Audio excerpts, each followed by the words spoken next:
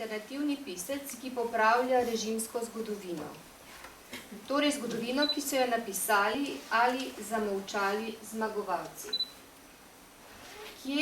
Ker ste zelo inovativen in tehnični človek, me zanima, kaj vas je spodbudilo k tem pisanju takšne vsebine? Jaz sem kolaški sin, kot se je reklo. In nikjer nobene štipendije nisem za to tudi dobil. Potem pa sem se zaposlil v tovarni Glinc Aluminijevi Kirče leta 1957. Pa sem tam pomalem začel odkrivati to zgodovino, se preževal tam, ki so bili tudi vsi prišleki kot jaz, in nikjer nisem dejansko nič moral izvedeti, ker so se vsi nečesa bali in tako je izgledalo, da tudi sam nisem mogel nič do tega priti. To mi je bil glavni taka spodbuda, da sem začel pisati najprej take članke v glasilu Aluminij, bolj take nežne, pozneje pa tudi v medije. Takrat sem že, ko sem še do penzije, leta 1993, ko sem šel v penzijo, takrat sem že kar nekaj člankov napisal. Samo takrat sem bolj pisal o teh obrestih, o teh bankah, pa to političnega se takrat ni dalo nič pisati še. In to so bili moji prvi začetki tega. Ja, prebrala sem, da se lahko pohvalite z velikim številom člankov, kar 200 ste jih napisali, in 5 knjigami. Predzadnja knjiga je Ormoški Petriček, zadnja knjiga, ki jo bomo danes tudi predstavili, pa je knjiga Podaljšano partizanstvo. Samo na kratko, za tiste, ki mogoče še niso konkretno povedali, za koncentracijsko taborišče Strnišče je ustanovila Slovenska OZNA. 90% operativnega vodstva je prišlo iz partizanskih enot Pohorja, Haloz in Prekmurja. Le okoli 10% pa iz vaških aktivistov, ki do tedaj niso bili v partizanih. To je bilo največje koncentracijsko taborišče na Slovenskem in je bilo namenjeno po večini civilnim prebivalcem nemške narodnosti, ki so jih nameravali izgnati iz Slovenije in jim zapleniti vso premično in nepremično premoženje. V resnici pa v taborišču niso bili internirani samo Nemci, marveč so bili tam tudi pripadniki različnih narodov, predvsem veliko Slovencev. Ti Slovenci so bili z Nemci v sorodstvenem razmerju ali pa so med vojno upravljali kakšne službe v nemški okupacijski upravi. Takratni interniranci vedo povedati, da so ponje prišli partizani in jih s tovornjaki vozili v stranišče. Vedo tudi povedati, da so jim partizani med vožnjo prepevali: sedaj gremo, gremo, nazaj se več ne vrnemo. To, ko sem brala te zadeve, me je konkretno tale zadeva izjemno pretresla. Vi z gotovostjo ste naleteli še na več podobnih zadev. Nekaj od tega smo tudi videli v tem filmu. Še več pa je prebrati in več teh pričevalcev, tudi samo 2, več 11, mislim, da je skupno 12, je pa v knjigi, ki je bolj obširna in več tega je tam za prebrati in kaj se tam dogajalo, kakšne so torture bile in tako naprej. Že prej sem povedal, da sem bil, da še naprej povem malo, 10 let sem tam stanoval tudi v Kidriču, je bil prebivalec Kidričevega. Vso delovno dobo pa sem se dejansko zaslužil tudi v tovarni Aluminija. Taka sem to kidriško zgodovino totalno spoznal. Mislim, da tudi kateri profesor zgodovine, tudi oni, ki po fakulteti učijo, bi se lahko kaj pri meni še naučili, če bi hoteli v Kidričevu. Samo nažalost je Kidričevo še vedno neka zamolčana tema, čeprav več ni idej toliko. Zamolčana tema pa je zato samo zaradi teh 3 mesecev, ki je bilo tam koncentracijsko taborišče največje v Sloveniji.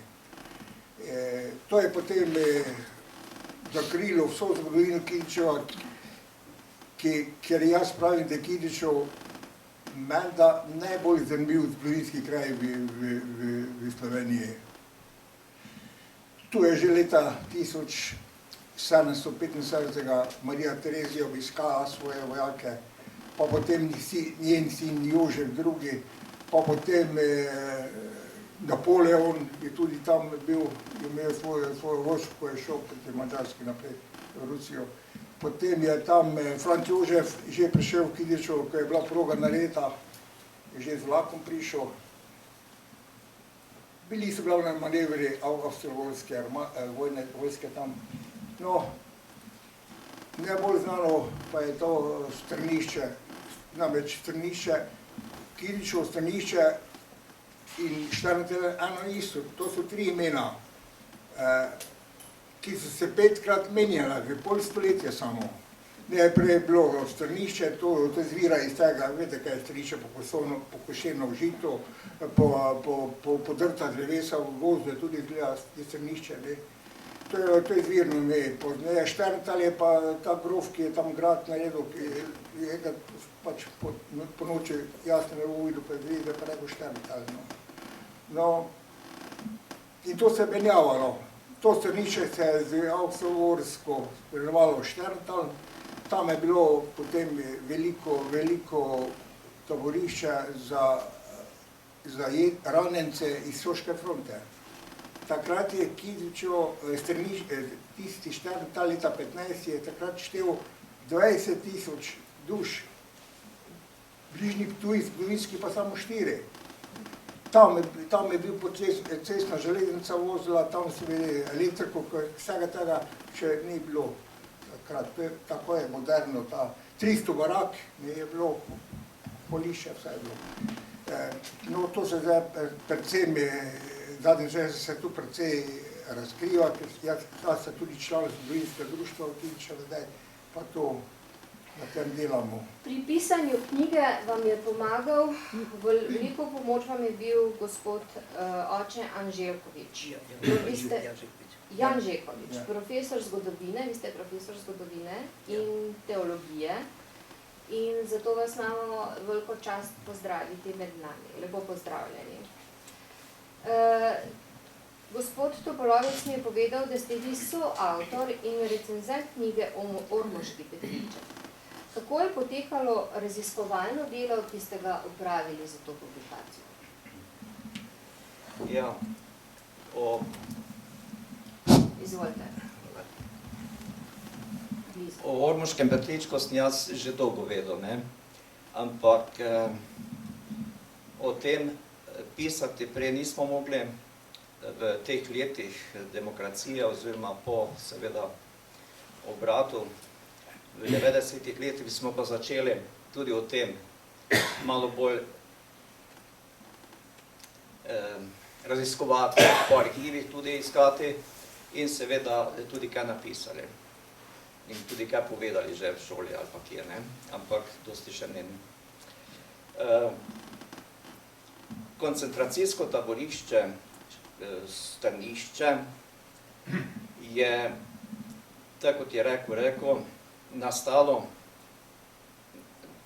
v tistih barakah, ki so bile prej delovno taborišče kazensko med vojno, ki ga je okupator uporabljal za gradnjo tovarne. Nemci so začeli graditi tovarno aluminija in glinice v Šterntalu, oni so rekli Šterntal, in predvsem tisti z belimi izkaznicami ali zaščitenci, ali kakorkoli se že to imenuje, so bili na tem delu iz cele Evrope. Dosti je bilo Francozov, največ pa je bilo z vzhoda, Poljakov, Rusov in tako naprej. ampak pustimo zdaj to, ne. Po koncu vojne je pa prevzelo to taborišče Ozna, najprej Ptujska, Zvonko Sagadin in potem Golob, potem pa tudi Mariborska. 13. junija sta v to taborišče prišla, kot je že rekel, Mitja Ribičič Ciril in pa Bojan Polak Stenka in Mačko napisala, da je v tem taborišču seveda veliko prostora, da bodo lahko internirali v njem Nemce, ki so jih po zakonu, ki ga je sprejel AVNO 21. novembra 1944, da bodo Nemce izgnali iz Jugoslavije in da jim bodo zaplenili v imenu, recimo, vojne škode, vso premoženje tu, ne. Torej, te Nemce so začeli tu zbirati za to koncentracijsko ali zbirno taborišče Strnišče. V maju se je pravzaprav že začelo, čeprav je kolega Milko Mikula napisal, da šele po tej ugotovitvi Ribičiča in Polaka, ampak so že zbirali internirance cel mesec maj, od nekje od 10. maja naprej, v teh barakah in potem nadaljevali, vse do oktobra je to taborišče delovalo in v njem se je zvrstilo okrog 13.000 internirancev. Niso seveda bili vsi naenkrat noter. Smrtnost v njem je bila velika in razmere grozljive. Ne samo pomanjkanje hrane, ampak najrazličnejše oblike torture nad temi jetniki, nad temi interniranci. Nekdo je rekel, zakaj otroci. V taborišče so vozili vse člane teh družin. Najprvo so zbirali res da očete, ampak že kočevarje so zajeli cel vlak, kočevarske Nemce. Kočevarji so se umikali iz Slovenije, iz brežiškega konca, kjer so bili naseljeni med vojno, ta so jih njihovi Nemci naselili, nacisti, ne? Brežiško-dobovski konec. In vlak so zajeli pri Mariboru, pri Teznem, ti, recimo partizani, ne, jugoslovanska vojska, in te potem odpeljali v Strnišče.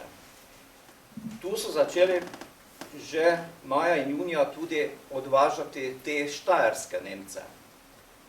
Veliko jih je živelo v Ptuju, v Mariboru, Radguni, Radljah, kot smo slišali tu v filmu, Radljah, cele Dravski doline in pa potem v Apaški doline, tam blizu Radgune tudi, ne. In vseh teh koncev so vozili večinoma s tovornjaki člane teh družin v taborišče.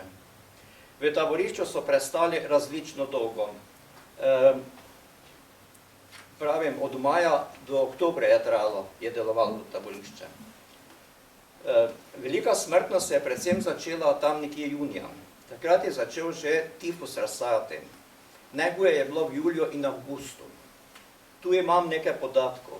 Sem to precej tudi, koliko je bilo možno dobiti, ker v arhivih ni nič podatkov. Nekaj iz literature. Zdenko Zavadlav je že nekaj pisal o tem. On je bil namestnik pooblaščenca Ozne v Mariboru. Hvala. V Mariboru in je seveda tudi poznal to taborišče, saj je v njega tudi nekajkrat prišel. Tudi je vodil transport, kot so rekli takrat Oznovci, teh taboriščnikov, 2 kamiona na Pohorje, na streljanje. Taborišče je bilo urejeno tako, da je imelo tudi zdravnika, imelo je vodstvo seveda, ne, in pa stražnike in tak naprej, ne. Kot smo rekli, v njem je Ozna imela oblast, Knoj je vodil ta dela oskrbe oziroma straže in tako naprej. Ne. Noj, ne, se to veste, kaj pomeni, ne, oziroma kaj ti izrazi pomenijo. Ne. Zdaj, kam so pokopavali umrle v taborišču? V okolici je gozd in je bilo več teh peskokopov oziroma šoderjam, kot rečemo tam. Ne. V teh jamah mora biti ogromno ljudi pokopanih. Ko so razširjali tovarno, so našli veliko okosti, pa so to vse potem na hitro zasuli nazaj ali nekam odpeljali, ne vemo. Gospod Šerc je nekaj pisal o tem, nekateri verjetno poznate, ampak je prezgodaj umrl, da bi kaj več povedal. Bil je Kidričan in je deloval na televiziji, je tudi film naredil o Šterntalu. Tako da mora biti grobišč oziroma teh pokopanih veliko število. Jaz mislim, da okrog 500 ljudi je bilo najmanj od te množice, okrog 13 000, kot sem rekel, ljudi ubitih v teh mesecih leta 1945. Torej, v teh 5 mesecih vi ocenjujete, da je bilo 500 ljudi ubitih? Približno. Za koliko lahko dokazujem. Povejte mi, zanima me, kako ste pa prišli do teh, jaz vem, da poznate ljudi v okolici, ampak vseeno, ali ste imeli težave pri tem, da ste našli pričevalce, oziroma se vam je mogoče zgodilo, da nekateri niso želeli dati izjav, je še veliko teh ljudi? Ja, to so težave. Nekateri res niso hoteli dosti povedati, ampak ko sem jaz se odločil, da bom to malo raziskoval, sem se odločil, da bom to delal s pomočjo dijakov, ki bodo lažje imeli dostop, in smo naredili eno tako seminarsko nalogo. To je bila prva študija o koncentracijskem taborišču Šterntal. Kdaj je to bilo? To je bilo 94, leta 1994. Obiskali smo kakšnih 10 pričevalcev, takrat še seveda je bilo več ljudi živih, ki so vedeli kaj o tem taborišču. Nekaj od teh je bilo taboriščnikov, nekaj pa okoliških ljudi, ne, ki so pač opazovali oziroma nekaj vedeli o tem. Ne. Prav tako sem v tistem času našel v župnijskem uradu Lovrenc na Dravskem polju, to je župnija, v katero spada tudi Kidričevo oziroma spada Strnišče. Ne. Kidričevo takrat še ni imelo župnije, ni imelo cerkve. Ne. In tja je prišel potem duhovnik Špindler iz begunstva. Ne. Nemci so izselili duhovnike na Štajerskem in se je junija vrnil. In on je potem pritiskal na taboriščno, pač moral je reči nekomu, vodstvo, da so ljudi pripeljali na pokopališče krščansko pokopati. Za čuda je to dosegel. In v mesecu avgustu, prva polovica avgusta, od 5. do 15. avgusta leta 1945, so vsaki dan pripeljali na vozu nekaj teh mrličev v Sveti Lovrenc na Dravskem polju, kjer jih je ta župnik potem pokopal krščansko. Napisal je v opombu, on je potem nekaj o tem napisal, ne? V opombi je napisal, da je do tedaj bilo že okoli 50 ljudi pokopanih brez blagoslova, oziroma brez krščanskega pokopa, in po 15. avgustu zopet prekinejo ta odnos in ljudi pokopavajo neznano kje, tudi na Pohorju, kot smo slišali, so jih vozili in jih tam pokopavali. Kaj se pa zdaj tiče otrok, ne? Otroci tam mali, do 15. leta so živeli skupaj v barakah z mamicami, mamami. Ne? Ženski del taborišča je bil posebej, moški del taborišča je bil posebej. Teh barak je bilo okrog 34, razdeljene so imeli ptujsko vozna in mariborsko vozna. Tako da so Ptujčani imeli te 3 barake in ostalo Mariborska ozna vodila. Ne. Ena komisija je prišla v začetku avgusta v Jugoslavijo. Komisija Rdečega križa in so ta taborišča tudi obiskovali. In so obiskali tudi strnišče in ugotovili neznosne ali pa katastrofalne razmere v taborišču in so zahtevali, da otroke vsaj nekam rešijo, ker smrtnost je bila zelo velika. In so se odločili, ozna se odloči, da bo te otroke preselila v Ormoško graščino. To je bil, se pravi, razlog za premik otrok da premik v drugo otrok lokacijo. iz teh barak, kjer je bila ta smrtnost zelo velika, večinoma otroci in stari ljudje, starci so umirali, ne več, oni so več prenesli, mislim, srednji, ne? Ja. In okrog 350 otrok so potem preselili v Ormož. Že smo slišali, da so jih z vlakom v živilskih vagonih odpeljali neki dan 11. avgusta, mislim, ne vem, sobota, kaj že bilo, Ampak bila je ločnica, kdo od otrok je dobil mati s seboj in nekateri otroci pa so odšli tja brez matere. To je bilo, mislim, da je bilo okrog 40 žensk spremljevalk za vse te otroke, približno 10, pa nekaj manj na vsako žensko je prišlo. Ena od teh žensk je tudi v Ormožu umrla, poleg otrok, mislim, v glavnem otroci, ampak ena od teh je tudi bila žrtev teh spremljevalk. Niso bile vse, ženske so morale tudi za druge otroke potem skrbeti, vse pravim, da več otrok je bilo njej nekako poverjeno. Jaz sem brala, da so mlajši otroci imeli spremstvo mamic. Ja, pa ne mamic vseh, niso vsi imeli, pač pa vse pravim, okrog 40 na to množico otrok, recimo 350 ali pa nekaj čez 300 je bilo. Tako da ni imel vsak mamice poleg. Hvala. Gospod Topolovec, zanima me, vi ste mi napisali nekaj iztočnice, kaj ste želeli povedati z ledeni eksodus potrjen? Ja, to bom zdaj malo še dopolnil, pa še eno stvar je pozabil vedeti, gospod Ježekovič. Na to pokopališče so vozili mrtve samo v času prisotnosti Mednarodne komisije Rdečega križa. Prej tem so pokopavali tam po gramoznicah, po gozdovih, pa pozneje spet. In teh 54, koliko je gospod omenil, je v času 14 dneh tam umrlo. Zdaj pa, če tu malo računamo, jaz trdim, da je več kot 500, kako je bilo. Jaz sem v knjigi Kraj prišlekov napisal, da je v Kidričevem preminilo 5000.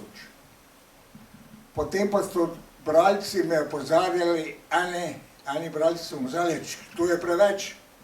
So bi rekli 500, kot je on naglasil. Ta drugi bralci pa so rekli premalo, 8000 bi morali napisati. No, to še bi rad, da bi to zadevo zaključili. Ko v naselju, kot sem rekel, v Kidričevu nisem nič kaj dosti zvedel, nisem nič upal povedati, sem pa se v tovarni, ko smo spoznali moji delavci, pa so se zanašali mene, pa so začeli spraševati, kaj delam popoldne v prostem času. Pa se rekel, hodim malo okrog, pa so že videli tisti v cerkvi, so se videli že tisti bazen, ste videli že tisti spolnik, se rekel, ne. Ja, idite noter tisti gromov, je tam v te videli in res sem se potem zavlekel, ki so gromov, je pa se našel to cerkvico iz prve svetovne vojne, ki pokopališče, tako naprej. No, ti delavci, ki pa se, potem sem se bolj spoznal z njimi v tovarni, pa so mi začeli razlagati potem še druge hude stvari. Eden mi je rekel, zjutraj, ko sem šel v službo, mi je pes lobanjo prinesel na prag. Potem je spet rekel, meni pa je golenico, pa tako ne. To znači, da so ti ljudje bili samo zagrebeni, ne da pokopani tu okrog. To, ko bi jaz imel, zdaj pa se me nekaj še vprašali o Xolosu, ja? No, Xolosu. To je ta knjiga Ormoški Petriček, tudi med prvimi, ki je to javno zapisala in dala vedeti, kaj to je. ti zaporniki, ki so bili namenjeni za izgon iz Jugoslavije, živijo še samo nekateri otroci zdaj, ne? Pa znajo povedati. To sta nam razlagala dve Avstrijke, ki so po materi Slovenke, ne? Ki v Avstriji živijo. So razlagali, da je to, da so, ko so prišli iz Ormoža domov, na svoj dom, so čez 14 dni 4. januarja spet prišla Udba Ozma še takrat, ne, po njej. In so jih prav tako mogli se pol ure spakirati in Maribor na vlak. In kdor je v tisti pol uri še zdaj kako koco v sabo, da se je spomnil na to, za pol uri, to je kratek čas, ne, tisti je preživel. Drugi pa so večino pomrznuli iz Maribora do Dunaja, ki je vlak vodil 14 dni, mesec dni. Največ je pa zmrznilo v Kaniži, to je ko so mađarske meje, ker ni bilo zmenjeno z rusko cono pa angleško cono, ki je v Avstriji bila, kako in kaj s temi izgnance. In so tam pač minus 20 stopinj je bilo, tisto zimo ravno, oni pa v letnih oblekah, pa kdor ni bil dobro kocen, je tisti skoraj vsak zmrznil. In si tam polovico transporta metali kot klade ven iz vagonov.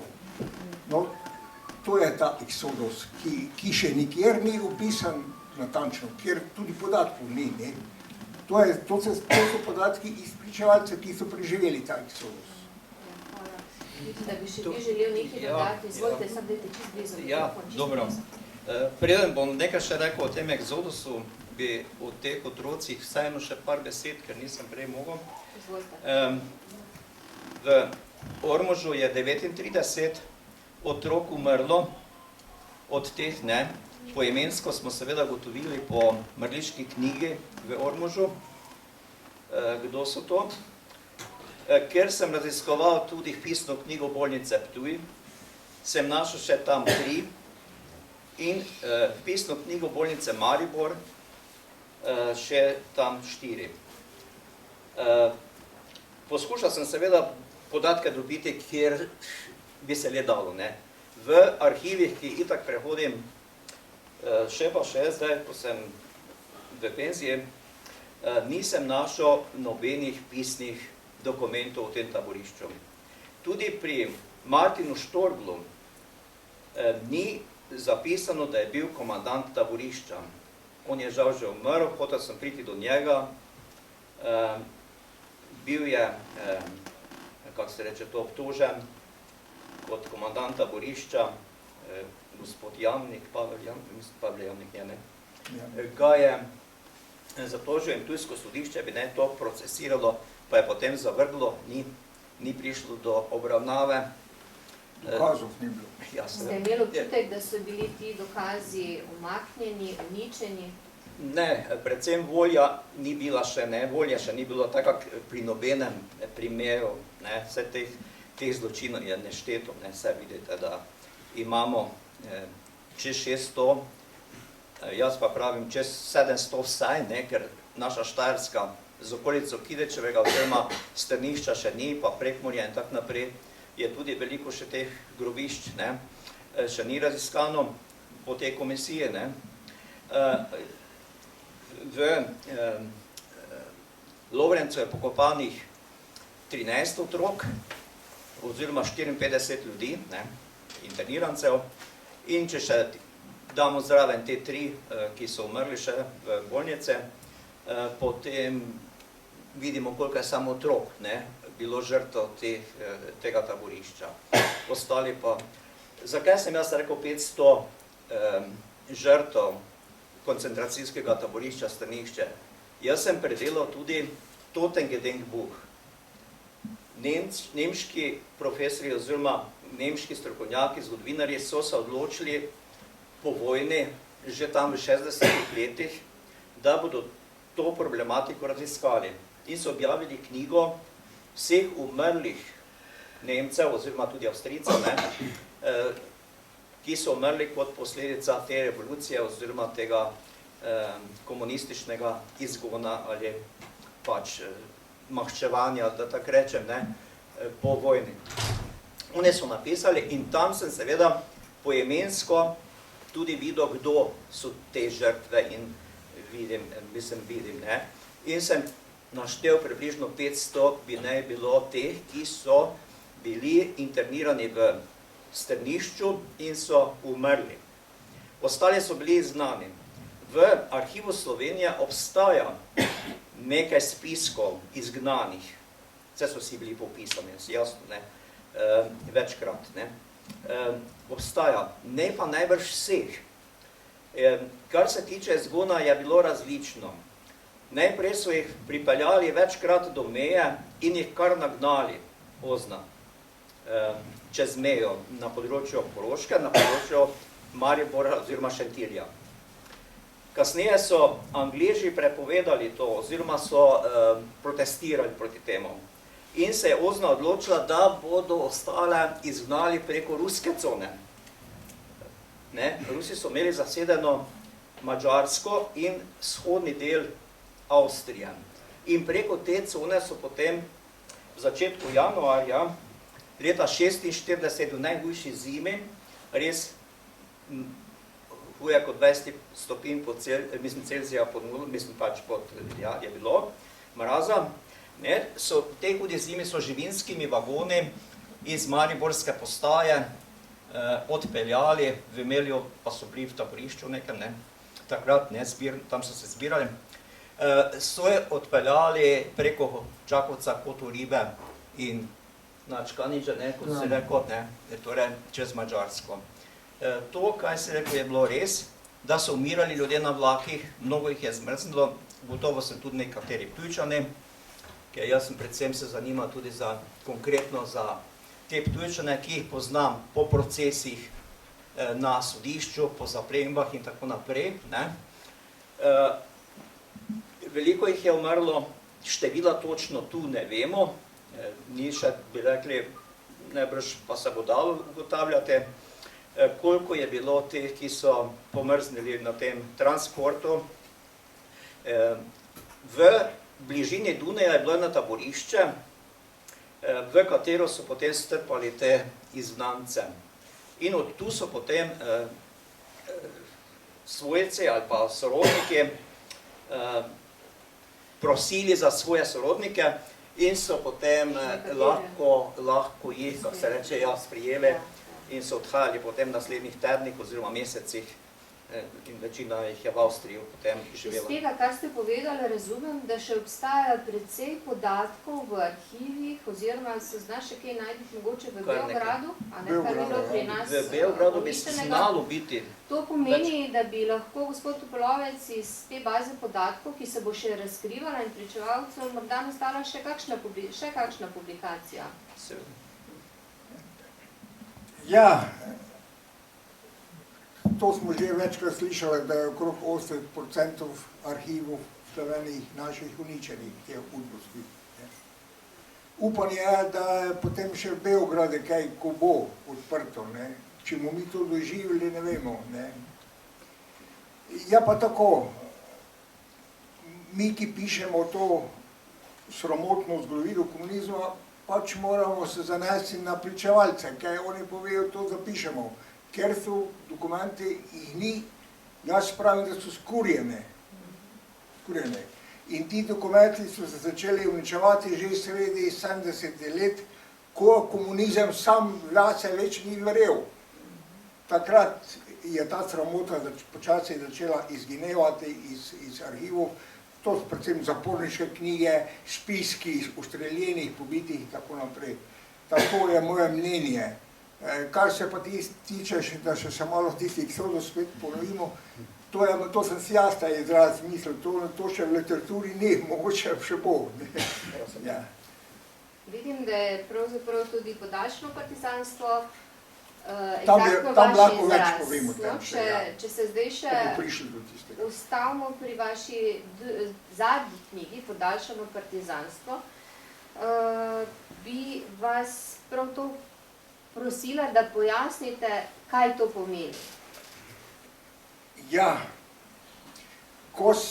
ko so me prijatelji, ki me poznajo, da pišem vedno nekaj, pa nekaj ustvarjam, vprašali, kaj zdaj pišeš? Sem rekel, podaljšano partizanstvo, vse pa so niso vedeli, kaj bi to bilo. Pa so, moram reči, tudi nekateri doktorate, pa to niso mogli pogruntati, kaj bi to bilo. Pa sem rekli, to so ustaši, ne, tisti, to so belogordisti, pa so četniki, sem rekel, nič od tega. To so tisti partizani, ki so med partizanstvo proti koncu že pogruntali, da se samo za Stalina borijo, nič pa proti Hitleru, in so takoj po vojni obrnili cevi okrog proti komunizmu. In to so predvsem bili kmečki fantje, ki so tam pogruntali, da bo jim potem komunizem grunte vzel, da nam nič hermali po prleškem, če razumete, ne. In ti so v glavnem ti podaljšani partizani potem gratali.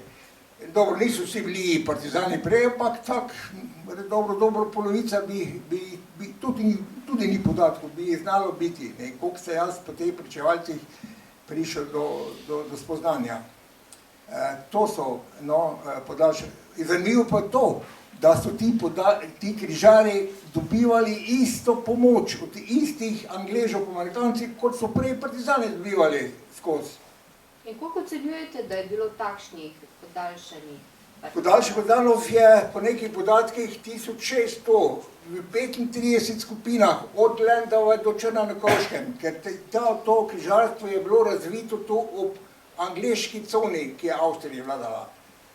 V ruski ni, ker so ta pomoč, vsi stiki v opremi, v orožju in materialu, logistiki je prihajalo iz angleške cone. A še kdo živi, ali mogoče kdo od njihovih potomcev, Ja, ker bi bilo potrebno zavarovati dokaze z izjavami? Ja, zdaj se bomo prav vprašali.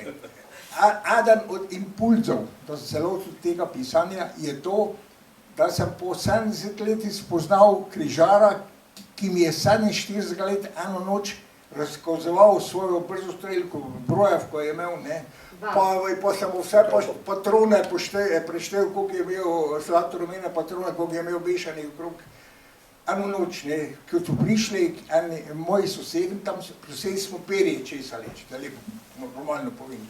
Perje, gostje, perje smo česali, enkrat po polnoči, ta je šla, gre gospodar ven, pa prežene s 7 fantom notri. Brez kapo, golo glava, ki so skrili kapa, da ne bi križov videli, ne, na njihovih kapah, križarskih križov, ne. Srebrni križce so imeli.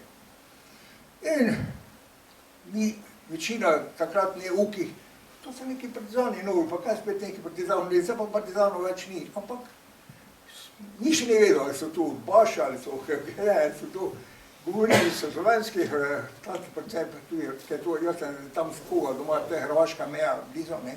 A ste ugotovili, kako so bili organizirani? Organizirani so bili, ja, to so pa bili zelo organizirani. Gospod Zavadlav, ki je te križare lovil, ne, takrat je bil v Maribori drugi osnovec v Maribori, je rekel, da so bili celo bolj organizirani kot partizani. Seveda, ki so imeli dobro pomoč logistiko od Angležov, ne.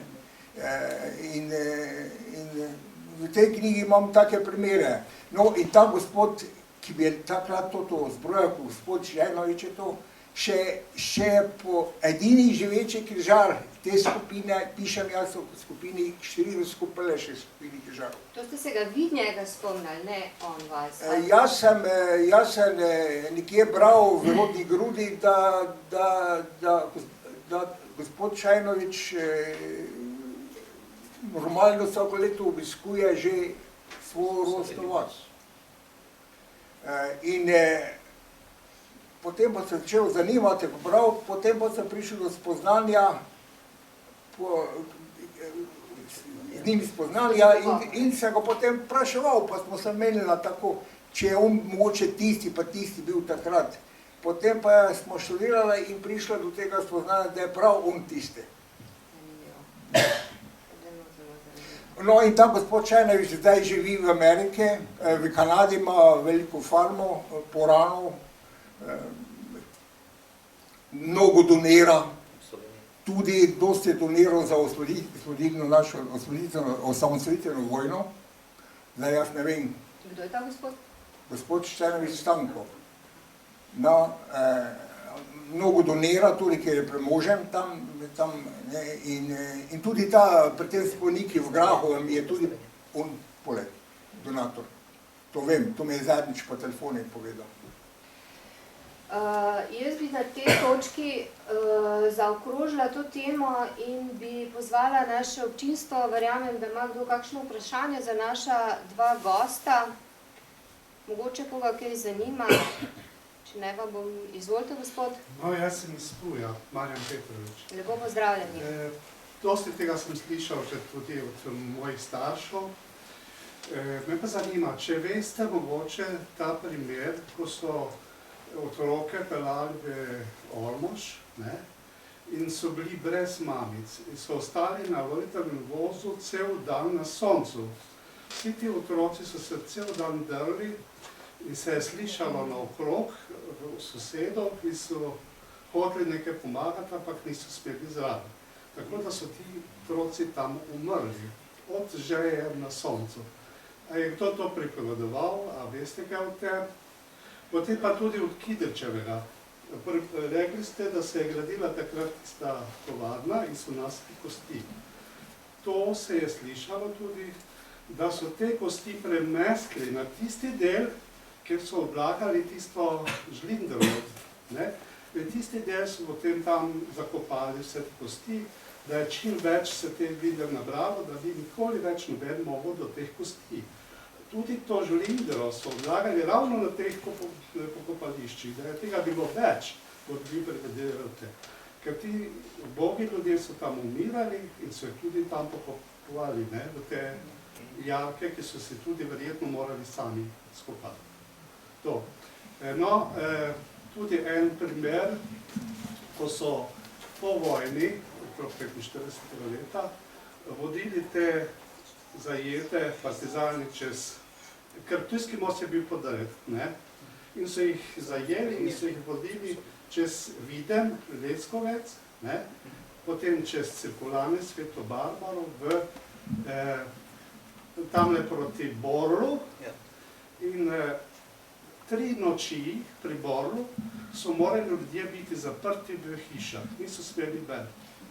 In ta boga raja je šla čez Cirkulane in se spomnim, ko je mama govorila, da so nekateri, koliko je stražar šel stran s konjem od te skupine, tega voda, ko so šli, so pobegnili do teh gnič, tam, kjer so blizu hiše bili, pa so nekatere ženske vrgle tja, mogoče krompir ali pa kakšno korenje, in so pograbili tole, da so jedli. No in v tistem trenutku je prišel stražar, ga je tako udaril, da ga je kar ubil tam. Potem so jih pa potok zmetali. Da je dosti potokov tam v Cirkulanah bilo teh trupel, ampak noben ni po tega dvigovati. No in tam na Borlu, nekje, ko se gre, recimo zdaj čez most, pa se pride do Borla spodaj, po tisto skalo, in malo naprej so bili nekoč tile jame za tanke.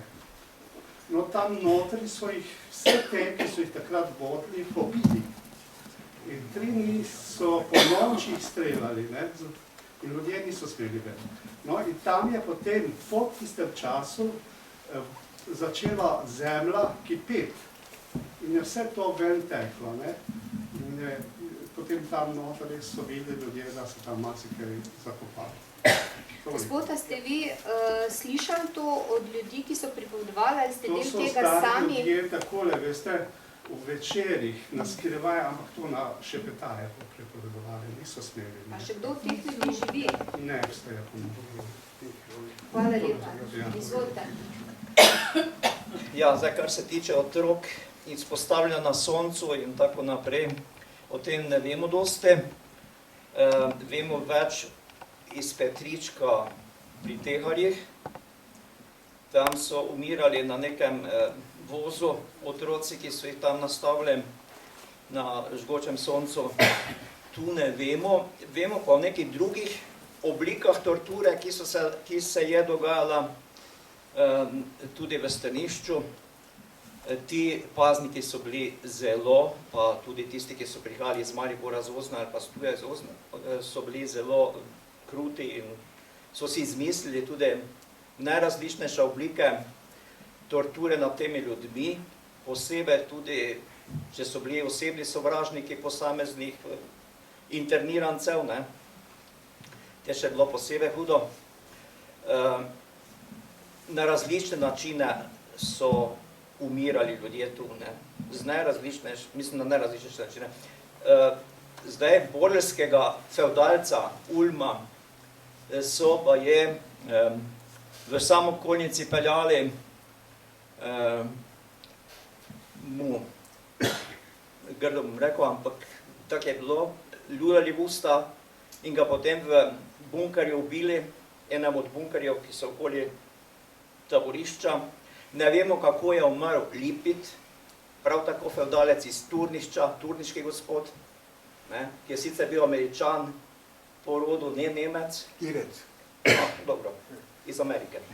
Sin avstro-ogrskega, mislim, v avstro-ogrski pač ambasadorja ZDA, mislim, ne ameriškega, ne, to so bili potomci, tu so si kupili graščino, Turnišče, ne. Veleposestvo ogromno je bilo, ne. S sestro sta to posestvo vodila, sestra je bila Hunker, poročena z enim mađarskim feudalcem, zato se reče Lipit Hunker, ne. Boste včasih podatke našli, ne. Del gradu, ki se zdaj nekaj malo obnavlja, ampak z katastrofalnem stanju je ta grad, verjetno eden najlepših, kar jih je bilo na tem delu Štajerske, poleg Dornave, ne, poleg tega gradu baročnega, ne, pa so ga pustili tako malomarno propasti v času po vojni, ne, izropali so vse po vojni, od pohištva do raznih drugih predmetov, ne, premičnin, ne, mislim, celo nakita pa so iskali in tako naprej in našli nekje zakopano in kaj zvem, ne. Z potomci Lipitov je naš znani režiser, Strelec, moj učenec, spostavil stik in imam celo njihov rodopis, mi je prinesel, ne, njihovo to deblo, rodbinsko, samo stika osebnega pa še nisem, na Dunaju živi ta eden od sinov, ne, Lipita. Najhuje so, mislim, najslabše so prišli feudalci, mislim, najbolj so z njimi delali grdo.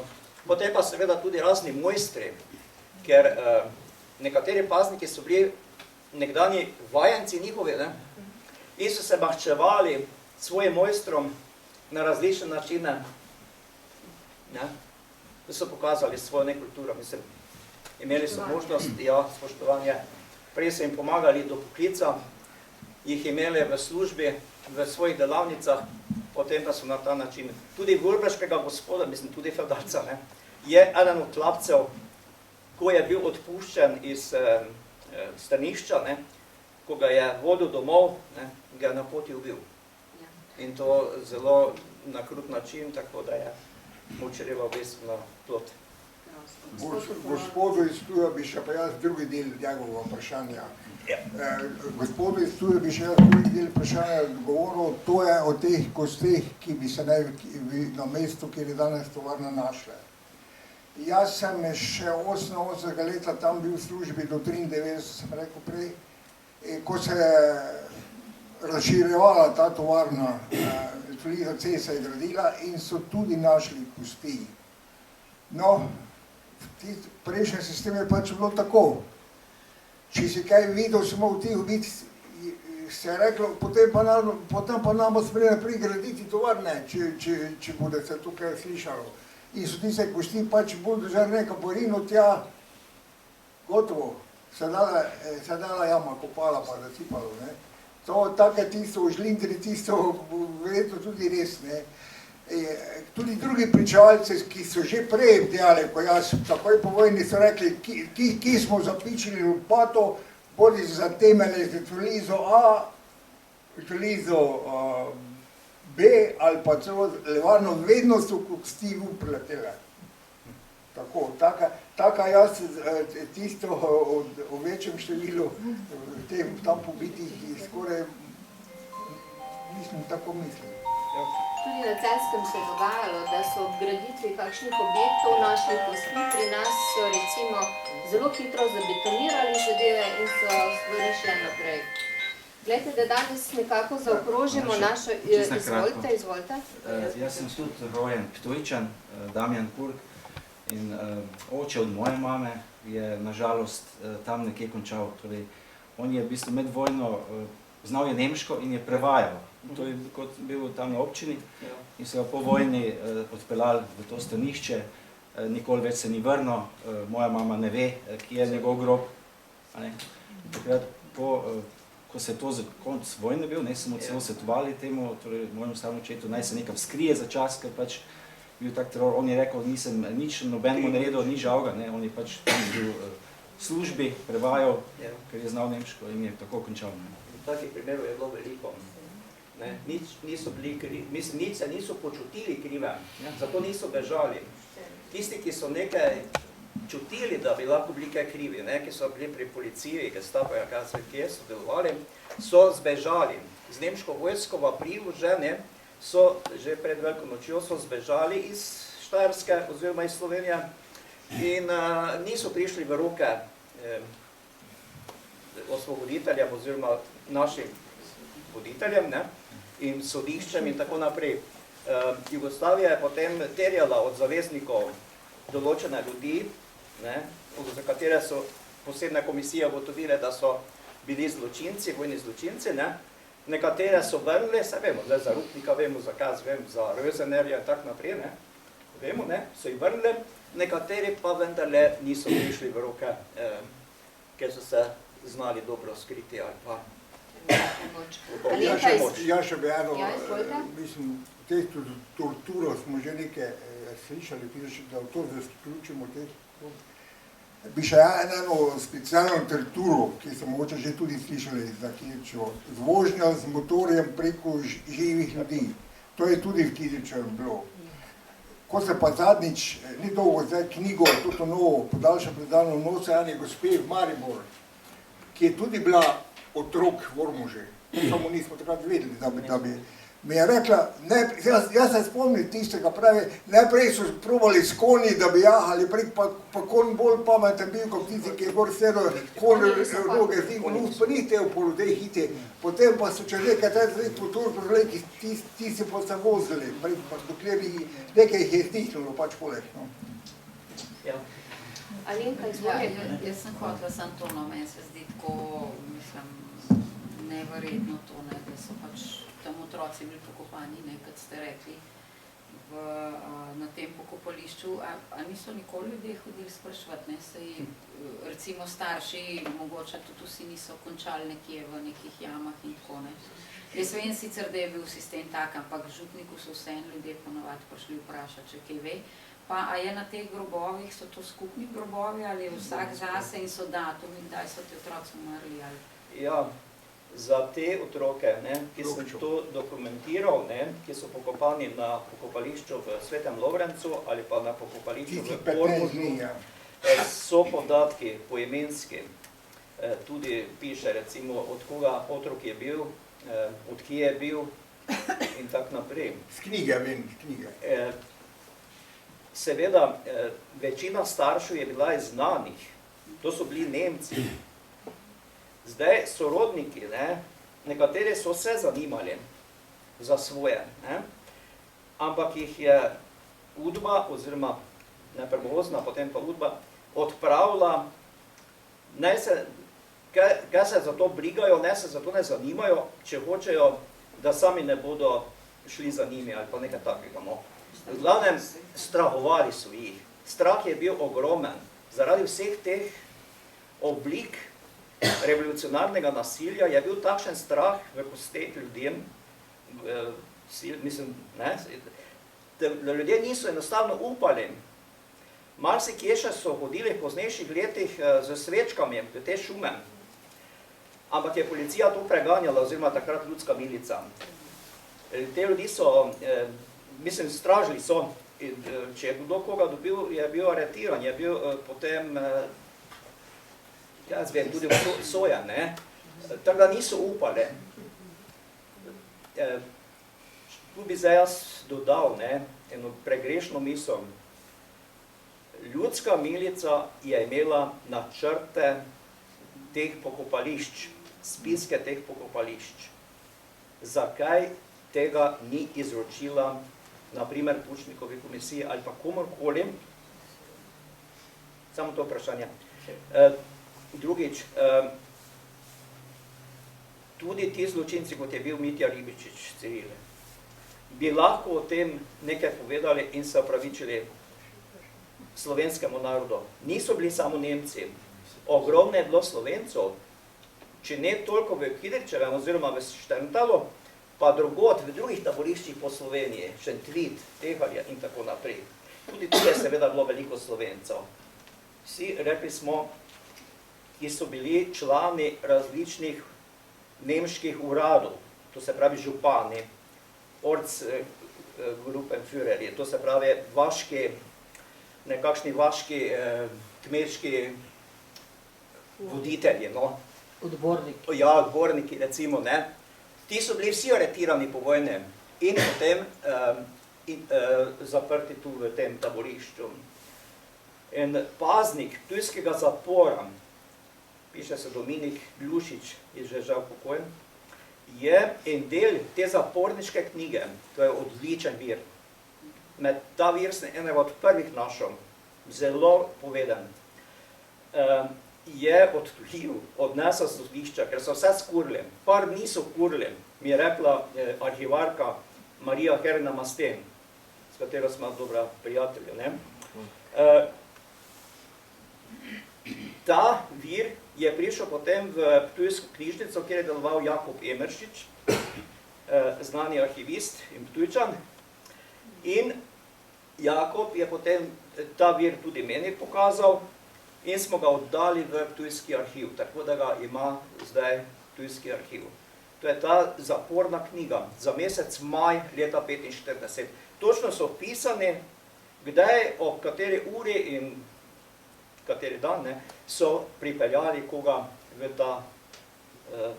ta zapor in so jih potem odvažali v taborišče Strnišče ali pa tudi na streljanje oziroma na likvidiranje, kot se je reklo takrat. Ne. Tam tudi to ime, Hitlerjev raj in Hitlerjev rajh. Ne, kar sem jaz seveda rekel, povedal. Ne, in, tam sem prvi zasledil to ime. V zaporu so rekli, da tiste, ki so jih peljali na streljanje, da jih pošiljajo v Hitlerjev raj. Raj nebesni. Tiste, ki so jih pa imeli za izgon in so jih potem izgnali, pa v Hitlerjev rajh. Uradno je rajh, v dokumentih so. Rajh, ne. Hvala, gospod Kožikovič. Jaz še bi samo nekaj, da zaključimo, ki je tam prej prešval teh spomenikih. Že prej sem enda omenil, mislim, da so potem Avstrijci zbrali denar in so v tem Lovrencu naredili spominsko ploščo. Ampak ta spominska plošča pa je potem pri Zveze borcev v Ptuju, v Mariboru veliki veter povzročila. In so napadali mene, osebno tudi sama dva prijela, kako mora gor pisati iz partizanskega taborišča, da so ti partizanskega taborišča, ne. No, potem pa jaz en članek napisal, časopisni, jaz pišem Demokracijo, Reporter pa tak, ampak pošljem pa tudi večer po delu, ampak čudi me, da je pa večer objavil. Janez mi je malo pomagal sestaviti, potem je korigiral ta sestanek in tam je pojasneno bilo, da nobeden od teh pričevalcev nikoli ni pojma imel o kakšnih ozni, o kakšnih knojev ali kaj, ampak vsi so rekli, partizani so nas stradali, pa to ne, ko sem že povedal. Kako bo potem drugače, ti isti so pa to tablo naredili, avstrijski zaporniki, otroci, ko so rekli, partizanski, no, in ta članek je povedal, po miru. In zdaj pozneje, zdaj že imam da več kot leto, ne, ni več nobenega takega pripombe, pa nobene me ni več napal. Ja, taborišče so seveda vodili Ozna in Knoj. In te te ustanove ali pa organizacije, kakorkoli bi že to imenoval, komunistične partije, so nastale med vojno. Ne? In s partizanstvom živele, in to so bili partizani. Tako Oznavci kot Knojevci so bili partizani prvotno. Ne? Tako da čisto legitimno, normalno lahko imenujemo tudi taborišče partizansko taborišče. Ali pa bi lahko rekli komunistično taborišče. Samo to še vedno Bogu klikno gleda, ne, še danes. Ker partizani ne smije biti satanisti. Hvala lepa. Jaz bi na tej točki zdaj, razen če še kakšno vprašanje, ker vidim, da imamo izjemno zanimiva vprašanja. Jaz sem pa Alenka Goričan, pa sem doma v občini Kidričevo. In starejši ljudje besede Kidričevo sploh niso nikoli uporabljali, en gnus so čutili do te besede in se vedno uporabljal samo Šterntal. O taborišču se je vedlo zelo, zelo malo, ni bilo informacij. V naši župniji ni bilo nikogar, tam se je slišala, nisem zelo vrenški, tam so pa bili, tak je kdo na koga bil jezen in so prišli in so ga odvlekli, nobenega ni bilo nazaj, tako da tudi informacij ni bilo. Vedlo se je edino to, da je župnik eno krsto odprl in je noter poleg odraslega vložen tudi otrok. In na tak način so prikrivali smrti otrok v taborišču. Potem je bil mati od ene naše znane novinarke imela enega partnera, ki so ga vsi mrzli. In potem sem začela spraševati, zakaj, in potem so starejši povedali, da je to bil najprvo pri Hitlerju in se tam izživljal. Potem je bil pa med tistimi v Šterntalu, ki so se vozili preko ljudi. Taboriščniki so se morali na trevo vleči, čez hrbte so jim dali deske in so se z motori, so se ti mulci čez ljudi vozili. In tisti, kjer je bil ta prvi pa ta zadnji, tista dva sta ponavadi umrla. Te stvari so se govorile, kaj drugega pa se ni. Edino to, da polovico tovarne stoji na človeških kosteh. No, to še bi jaz nekaj se spet ne vem. To v imenu Šterntal, to še danes stari ljudje, vsi samo Šterntal reče na barem Kidričevo, čeprav je to Kidričevo. In nekaj še, Kidričevo je edino ime kraja po kultni osebnosti komunistične. Vse od Mongolije do Črne, do Titograda, do Črnogora, vse imena so spremenili. Edino, mi smo še prvaki tu. Ne bomo mi samo Lipicancov, pa krajinskih klobasa, imamo tudi Kidričevo edino na svete, ki še stalno ima ime po kultu osebnosti. To je ena stvar. Druga stvar pa je, v Kidričevu je spomnik Kidriče, postavljen leta 73, če se ne motim, jaz sem že bil takrat. Mi smo še levarni vlevali tiste palce, kjer je mogoče bil ta spomnik. In pred 3 leti za novo leto je glava Kidriča zginila z tega postavka. Bravo, Štajerci. Zginila postavka in jaz sem bil ta prvi na tapeti, da sem to organiziral. 3krat sem bil v tujskem časopisu Štajerski tednik moje ime menjeno, enkrat pa bila enourna oddaja vroča na Radio Ptuj, kjer so samo to razpravljali in bili 3-4 župani stari pa enoti in meni je novinarka rekla takrat, bote doma, vas bom pa po telefoni povezala z nami. Ja, čakam doma, čakam v garaži, sem nekaj delo roka, sem si umil, čakam, teba nič ni bilo klica, no pozneje pa kliče, nisem mogla, ne še ni odložil šalika, nisem mogla vas poklicati. No, in potem ta postavek še vedno brez glave, Potem pa se je slučajno čez nekaj let spraševal, tam imam nekaj prijatelja tam v policiji, pa sem rekel, gdje ste te prišli malo kaj da slišati, te pa v cedi ga pišem, da sem jaz tu poleg, Te pa sem samo nasmejal pa rekel, a se tako ve, Vse se ve, kaj se ve, ne vem. Glejte, Ta glava pa se potem, ta Kidričeva glava, mislim, da je ista, to zdaj ne bom 100% trdil, pa se je zdaj pojavila pred kapijo tega. In gor piše dol gravirano notri, ker župan Leskovar, župan ni dovolil, da se ponovno postavi tam na portal, smo jo tu postavili. Tako v tem smislu je napisano. In to meni sam župan rekel, da se gre prečitati, kaj gor piše za njega. Ne? še vedno.